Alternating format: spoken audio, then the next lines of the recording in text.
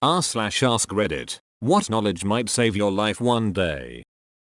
If someone is trying to abduct you, fight back. Most abductors will just give up if they meet resistance. And whatever you do, don't let them take you to another location.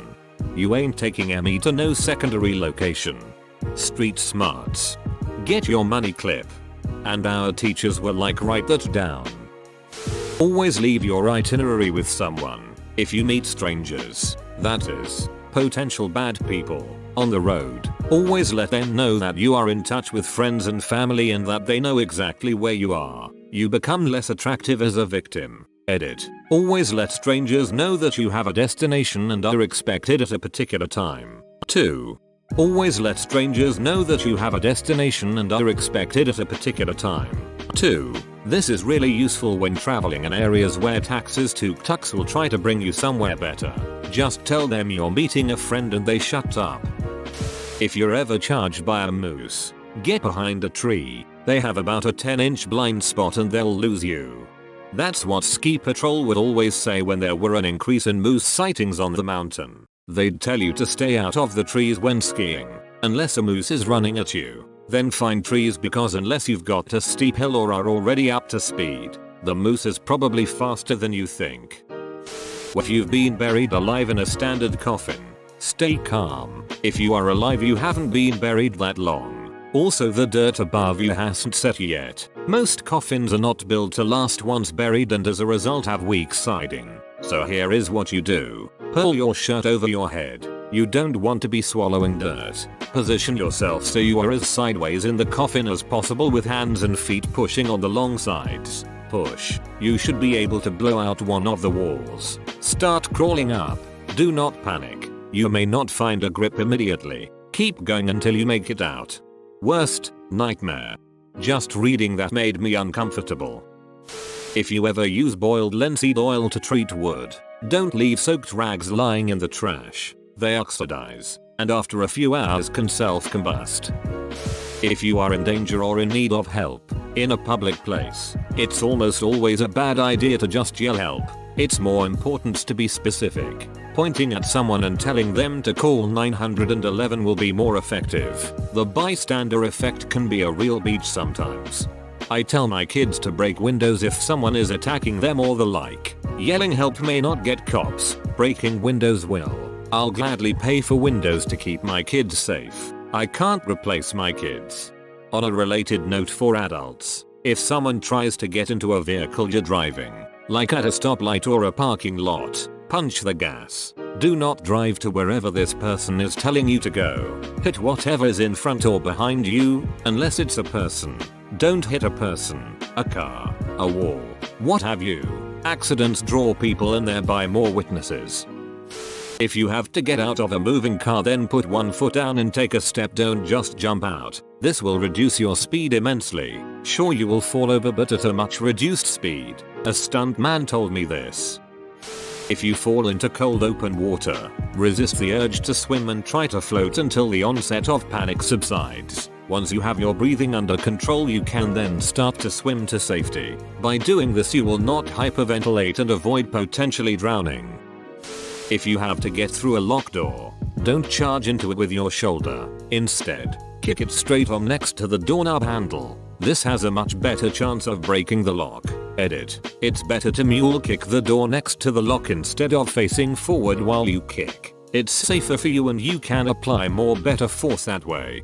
Female heart attack symptoms are often different than those commonly described, and women commonly assume they are just fatigued or have the flu and die as they do not seek medical treatment. Uncomfortable pressure, squeezing, fullness or pain in the center of your chest. It lasts more than a few minutes, or goes away and comes back. Pain or discomfort in one or both arms, the back, neck, jaw or stomach. Shortness of breath with or without chest discomfort. Other signs such as breaking out in a cold sweat, nausea or lightheadedness. As with men, women's most common heart attack symptom is chest pain or discomfort, but women are somewhat more likely than men to experience some of the other common symptoms, particularly shortness of breath, nausea, vomiting and back or jaw pain. Women are more likely to lack chest pain. Instead, they may experience shortness of breath, pressure or pain in the lower chest or upper abdomen, dizziness, lightheadedness or fainting,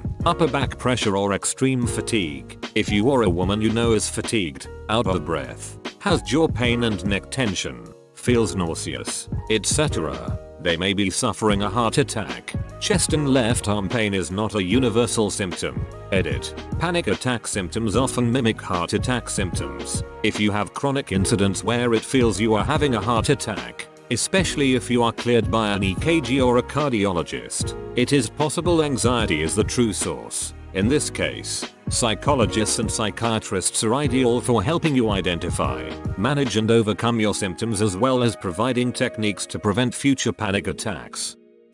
If you ever get pushed down from the platform onto the rails at a subway station, try to roll under the platform. Many stations have space there, like little overhang, for exactly that reason.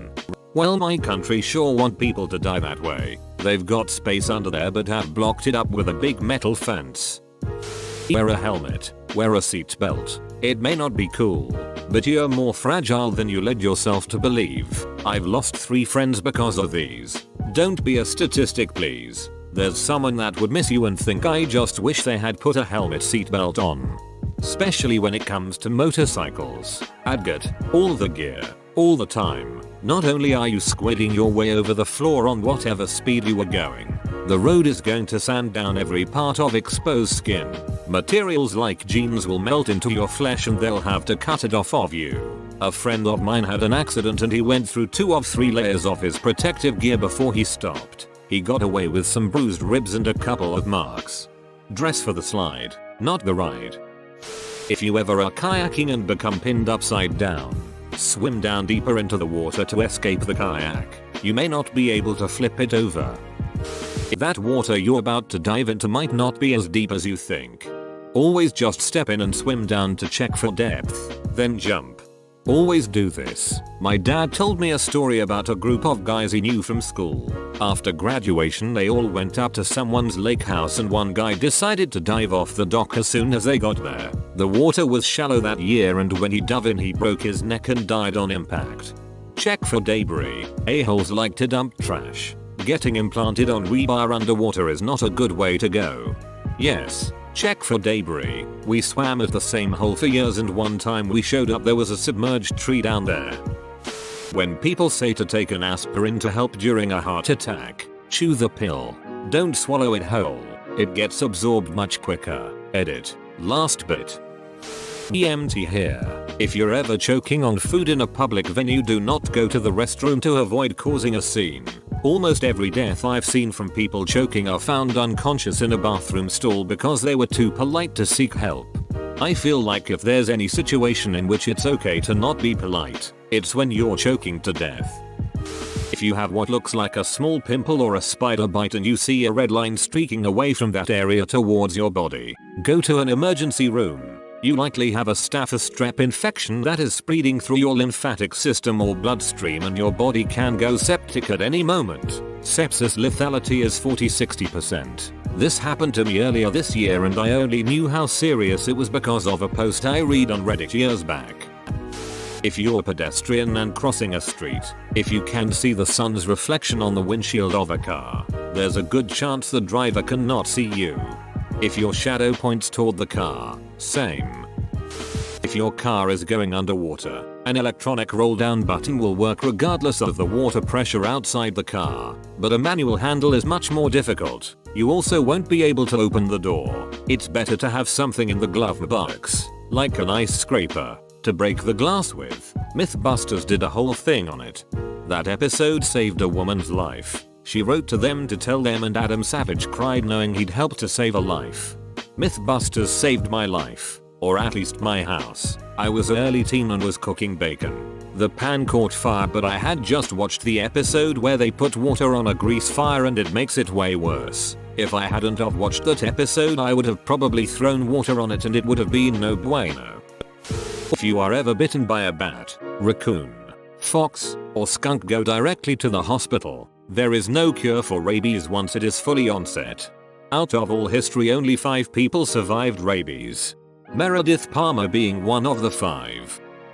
If your car suddenly accelerates beyond control and the brakes are unresponsive, shift the car into neutral and slowly apply the brakes. This situation happened to a family in CA some years ago. They had no idea what to do and tragically lost their lives. Edit. Corrected, stating that you should apply the emergency brake. Many have fairly pointed out that you should not apply the emergency brake as this will cause you to lock up.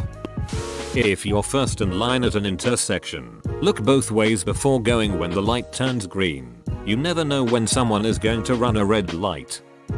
Keep a 360 of your surroundings as you drive. Heck, period, when you're out and about, but especially while driving. I was at a 4-way stop. My red light turns green. I looked left before I moved. There's a dude going 60 in a 30. The dude behind me starts honking and acting like "F you, what are you doing?" The speedster flashes by a moment or two into his fit, and I see him in my mirror act so apologetic, waving sorry and all that, thanking me cause he or I would been ducked had I just not looked. If you call 911, always say where the problem is first, followed by the problem. If you happen to get cut off before you can say what the problem is, at least the dispatcher has a location to send an officer to check it out and advise if more police or fire is needed. Example: Operator 911, where is your emergency? You. Help, I am being stabbed is less than disconnect is greater than. Versus Operator 911, where is your emergency? You. 742 Evergreen Terrace. Help, I am is less than disconnect is greater than. Location. Location. Location.